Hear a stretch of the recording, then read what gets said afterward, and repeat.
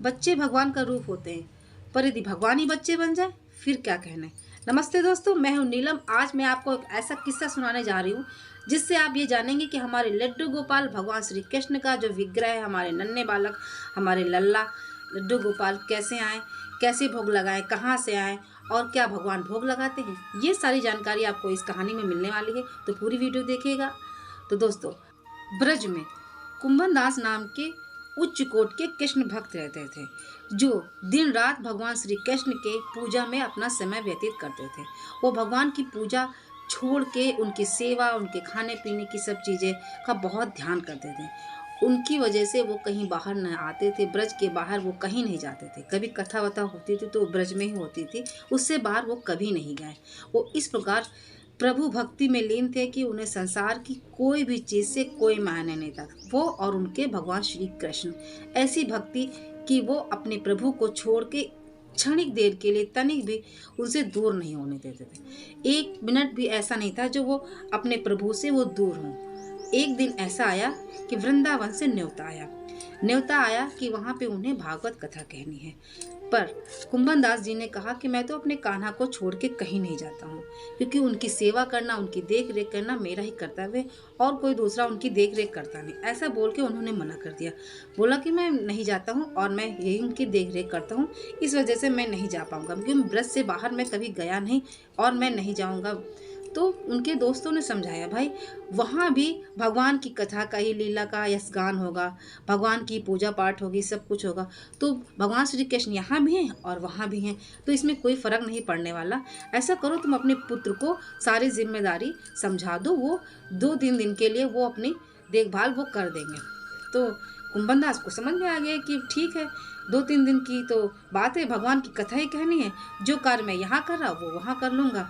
चलो बेटे को समझा देता हूँ। उन्होंने अपने बेटे रघुनंदन को ये बात बताई कि बेटा, मुझे वृंदावन जाना है कथा के लिए। तुम ऐसा करो, मैं सारी चीज़ें खाने पीने की भगवान के पास रख जाऊँगा, आप उन्हें खिला दिया करना, उनका अच्छे से ध्यान करना, नहाने धोने हर चीज़ का आप व्यवस्था करना, देखते रहना, उन्हें किसी चीज़ की कोई दिक्कत ना हो। ऐसा बोल के अपने बेटे रघुनंदन को वो वृंदावन कथा सुनने चले गए। जब रघुनंदन ने कहा कि पिताजी ने तो बोला था कि भोग लगा देना, खाने के लिए सब चीज़ें दे देना, क्योंकि सब व्यवस्था करके वो गए थे, उन्होंने कहा था बस समय जब होगा तो उन्हें खाने के लिए दे जाना। रघुनंदन बच्चा था, उसे क्या पता, वो सोचता जैसे हम सब खाते पीते, हम सब जैसे खाते हैं बस वैसे ही भगवान खाते होंगे, उनसे बस कहना पड़ता होगा, उनके सामने खाना ले जाना पड़ता होगा। कुंभन दास जी ने जो भोग बना के रखा था, रघुनंदन वो लेकर प्रभु के पास गया। उन्होंने कहा, भगवान आप इस भोग को लगा लीजिए, पिताश्री इसे आपके लिए रख के गए हैं।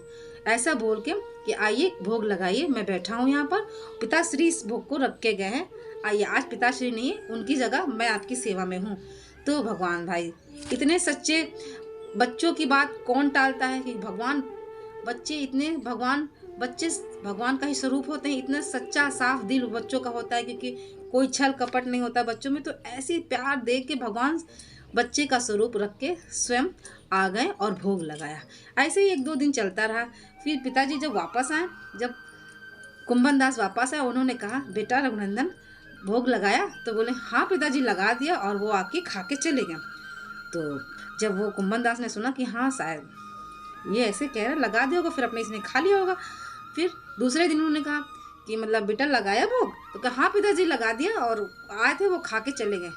तो पिताजी सोचे शायद ये झूठ बोला, इतना अच्छा मैं बना के जाता हूँ, लड्डू हैं, बढ़िया पूड़ी हैं, खीर, हर चीज़ बना के जाता हूँ, ये झूठ बोल रहा है, आज मैं देखूंगा। उन्होंने सोचा कि आज मैं देखूंगा ये झूठ बोल के जाता है, क्योंकि इतना बढ़िया बढ़िया होता है, क्योंकि ये आज मैं देखता हूँ मतलब क्या करते हैं भगवान, भोग लगाते हैं क्या करते हैं, क्योंकि भगवान भोग क्या लगाते हैं, उनके सामने तो रखा जाता है, वो ऐसे लगा के चले जाते हैं, बस उसके बाद प्रसाद सबको बांटना होता है। तो बस उन्होंने यही भाव रखा। तो वो घर में छुप गए कोने में और कोने से देखने लगे। वो जब कोने से देखने लगे तो उन्होंने देखा, उन्होंने क्या देखा, अपने बेटे से कहा, बेटा आज ये भोग मैं लग के जा रहा हूँ, ये जब मैं चला जाऊं तो भगवान श्री को ये भोग लगा देना बेटा, और मैं कथा के लिए जा रहा हूँ, उनका पूरा अच्छे से ख्याल रखना। तो रघुनंदन ने कहा, पिताजी जाइए और मैं इनका ख्याल रखूंगा। तो कुंभन दास चले गए। उन्हें बच्चे को लगा कि हाँ पिताजी चलेंगे। अब पिताजी ने कहा था भोग लगाने के लिए, फिर मैं इन्हें भोग लगाने के लिए रख देती हूँ। कुंभन दास जी रघुनंदन से ऐसा बोल के कि बेटा भोग लगा देना, मैं कथा के लिए जा रहा हूँ। तो बस वो चले गए और घर के एक कोने में छुपके से देखने लगे कि आज मैं देखूंगा कि रघुनंदन क्या सत्य में भगवान को भोग लगाता है। भगवान स्वयं आते खाते हैं कि ये मुझसे झूठ बोलता है। उन्हें थोड़ा शक हुआ कि बच्चा है शायद झूठ बोल सकता है, तो उन्हें थोड़ा शक हुआ। वो घर के कोने में छुप के ये चीज़ देखने लगा। जब पिताजी के मुझे रघुनंदन को लगा कि हाँ पिताजी चले गए और अब समय आ गया है कि मैं भगवान को भोग लगाने के लिए वो प्रसाद लेकर जाऊँ, तो भोग लगा दो। तो सीधे सुबह वो भगवान के पास जैसे रोज जाता था वैसे भोग सारा भोजन लेके भगवान के पास गया। उसने कहा प्रभु अब आइए भोग लगाइए, पिताजी चले गए हैं, अब आपके खाने का समय हो गया है, आइए। तो भगवान सीधे सुबह जैसे आते थे बस वैसे बाल स्वरूप आके बस खाना खाने लगे। ये बात कुंभन दास छुप के देख रहे थे। ये चीज देख के उन्हें विश्वास ही नहीं हो कि सच में मतलब रघुनंदन सत्य कह रहा था कि भगवान आए और भोग लगा के चले गए।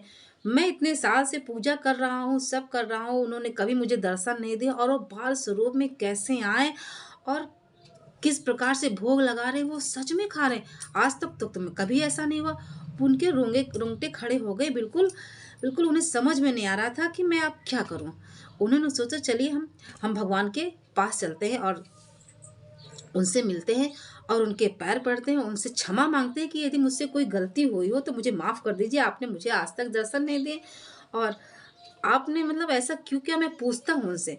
तो बस जैसे वो भगवान के पास कुंभन दास जी जैसे गए और हमारे लड्डू गोपाल ऐसे लड्डू खा रहे थे और इस तरह से जैसे जिस स्थिति में थे बस वैसे ही खड़े हो गए।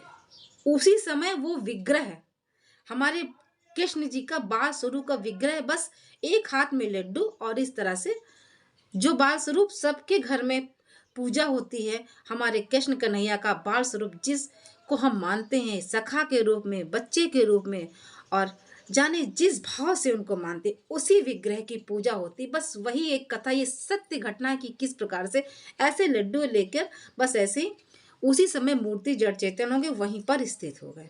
उन्हें बहुत रोना है, उन्हें बहुत अफसोस हुआ, पर हाँ उन्होंने कहा कि उनके हाथ का भोग लगा। वो प्रसन्न थे कि मेरी सच्ची भक्ति से वो प्रसन्न है, तभी वो आए और मेरा प्रसाद ग्रहण किया।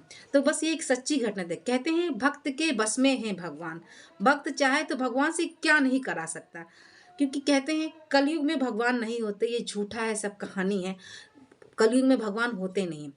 भगवान के लिए कोई युग नहीं मायने रखता, सिर्फ भक्त की भक्ति मायने रखती कि हमारी भक्ति कितने कोटि की, कैसे कोटि की, हमारा प्यार उनके प्रति कैसा है, सच्चा है या दिखावटी है, या दूसरों को देखकर हम उनसे प्यार करने लगते हैं। क्योंकि भगवान तो सब जानते हैं ना कि हम प्यार उनसे कैसा करते हैं। क्योंकि भक्ति में अगर शक्ति है तो भगवान जरूर आपको किसी न किसी रूप में आपको कभी न कभी आपसे मिलने जरूर आएंगे, अपनी भक्ति को, आपकी भक्ति को सार्थक करेंगे। तो दोस्तों ये अगर छोटी सी कथा हमारे लड्डू गोपाल की कौन है, कहाँ से आए और क्या भोग लगाते हैं, तो जी हाँ, अगर आपके घर में लड्डू गोपाल का विग्रह है, आप भी पूजा करते हैं, उनको अपना मित्र समझते हैं, बच्चे समझते हैं, तो वो जरूर आपको कुछ ऐसी लीला दिखाए जरूर होंगे कि आपको लगा होगा कि हाँ वो हमारे साथ है, मेरे घर के सदस्य हैं। तो दोस्तों अगर ये कहानी आपके दिल को छुई हो तो एक लाइक लड्डू गोपाल के लिए जरूर करना, और नए हो तो चैनल को जरूर सब्सक्राइब कर ले, क्योंकि बढ़िया बढ़िया कहानी, अच्छी अच्छी वीडियो, अच्छी अच्छी ब्लॉगिंग और अच्छी अच्छी जानकारी अगर आपको जाननी है तो चैनल को जरूर सब्सक्राइब करिए। कमेंट करके राधे राधे लिखना मत भूलिएगा। ठीक है फ्रेंड्स, मिलते हैं अच्छी सी ब्लॉगिंग, अच्छी सी वीडियो, अच्छी सी कथा के साथ। ठीक है फ्रेंड, राधे राधे, जय श्री कृष्णा।